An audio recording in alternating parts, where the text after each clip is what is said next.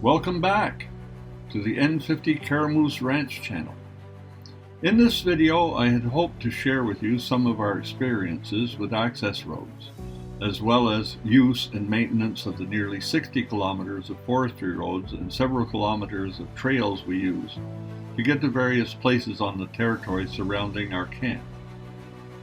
It turns out that I accidentally left one of my storage devices at camp when we closed it up for the winter last October. It stores many of the photos I wanted to share with you. So we won't be able to get there before the end of May. Those pictures aren't going to be available.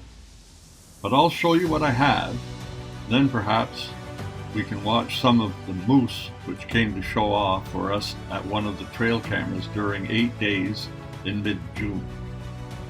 Let's take a look at one of the surprises we encountered after driving 10 hours to get to camp. Here we are, where the road was washed out a year ago in the spring, and they came and made a wonderful repair, but it didn't last. It's washed it out worse than it was in the spring. Totally impassable.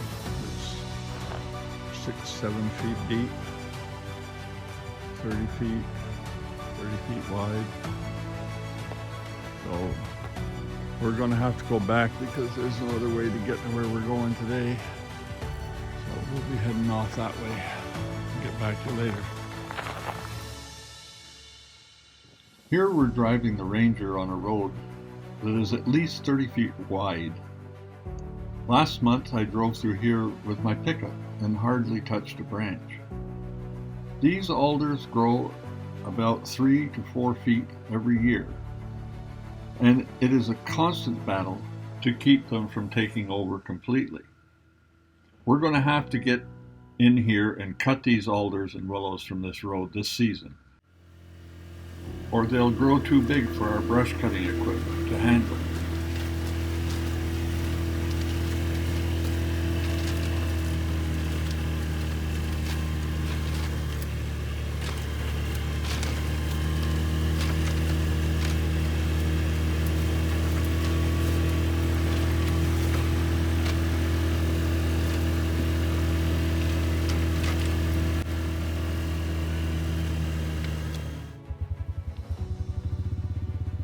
Our trail to South Camp runs about 2 miles through the forest, but there is a section that's too rough even for the ATVs, so we drive a few hundred yards through the lake to make the trip in either direction. Note the chainsaw. That's a required tool for this trip because of the probability of trees falling across the trail.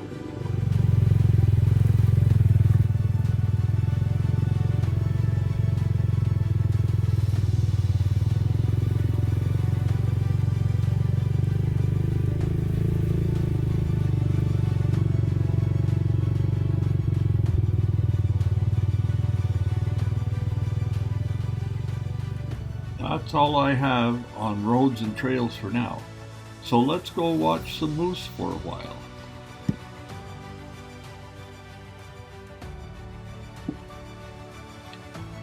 I like to study the actions of these magnificent animals. They convey a mix of imposing power and surprising grace. Their movements often seem unhurried, until they're not. Then, their sheer mass and strength make them formidable. Most people cannot imagine moving at what I call the speed of moose. I have many video sequences that show a big bull standing, motionless at a mineral station, as if defending it for 30 to 45 minutes. No other animal visible in the video, but I suspect there may have been some just outside the camera's field of view. In these first videos, notice how the morning mist clears as the bull we call the notched ear bull stands virtually motionless for nearly 45 minutes. Try doing that sometime.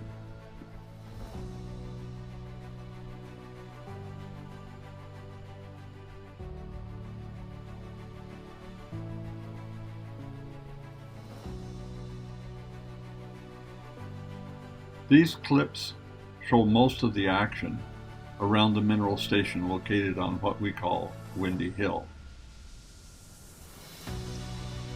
They were recorded over 4 days in mid-June, except for the last 4, which were captured in late September.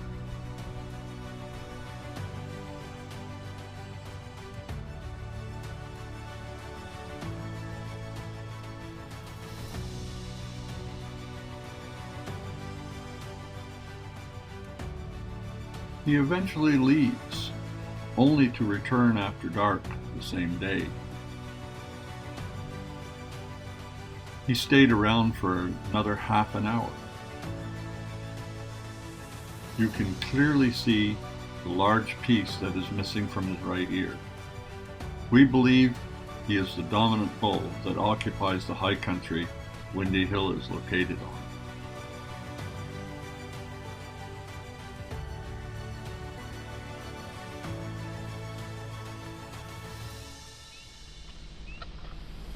I've speeded this up 3 times normal speed because moose just move so slowly.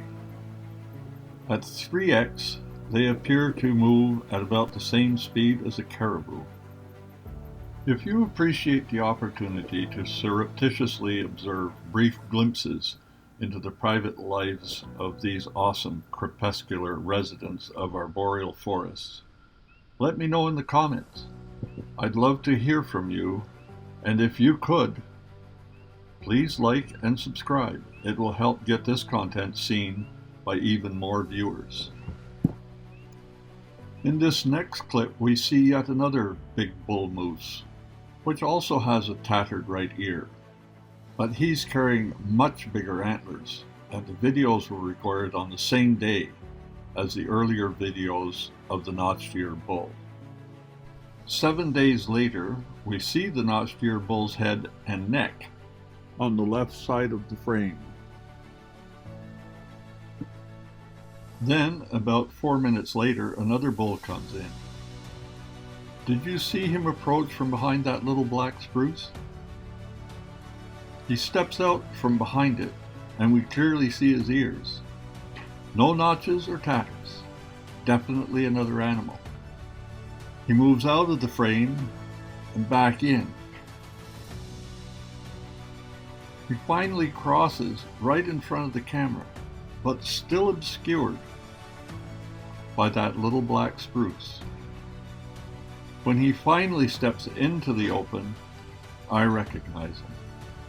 It's the curved horned bull, because of the curves in his antler beams. He's a young bull, maybe 5 years old. 4 hours later, the boss arrives, the notched ear bull. 8 days have elapsed since you first saw him at the beginning of this video. Look at how much those antlers have grown. It amazes me that such growth can even happen.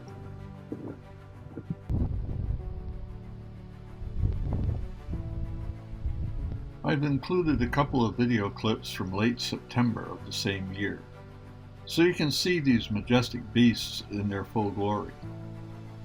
First up, the notched ear bull. See how cautiously he behaves and how slowly he moves in. Then the square bell bull. And finally, one of our pet caribou, collar and all. Thank you for watching episode number 4 of the N50 Carimoose Ranch channel. If you enjoyed seeing these majestic moose and learning a bit about the life up here in the boreal forest, please give the video a thumbs up, leave a comment, and subscribe so you don't miss future episodes. Let me know in the comments, which bull was your favorite? The notched ear bull, the curved horn bull, or the square bell bull? Would you like to see more trail cam footage in future videos? Let me know. Until next time, be safe out there and keep exploring. See you on the next adventure at N50 Carimoose Ranch. Stay wild.